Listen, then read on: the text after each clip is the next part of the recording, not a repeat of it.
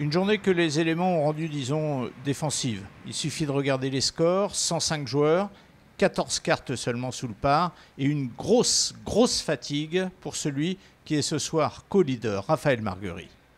C'était effectivement une journée un peu plus difficile que prévu. Et puis c'est pas un parcours où on peut faire beaucoup de birdies assez facilement à cause des greens. Donc c'est un parcours exigeant avec ce vent-là et avec ces conditions-là.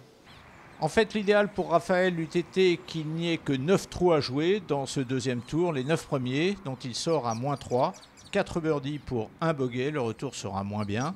2 bogeys pour un birdie. Et au bout du compte, un total de -5 après 2 tours. Le même total exactement que celui de Guillaume Cambis.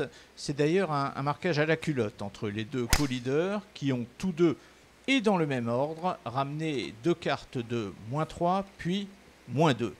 Guillaume Cambis, sans le cauchemar de multiples putts qui tournaient autour du trou, aurait pu se trouver seul en tête au terme des 2 premiers tours. Mais demain, les deux Français auront 2 hommes sur les talons. 2 hommes qui, eux aussi, ont fait 2 cartes identiques et dans le même ordre encore. Il y a tout d'abord l'Espagnol Ivan Cantero Gutiérrez qui a la particularité d'être tout frêle et de coller 30 mètres à tout le monde au drive.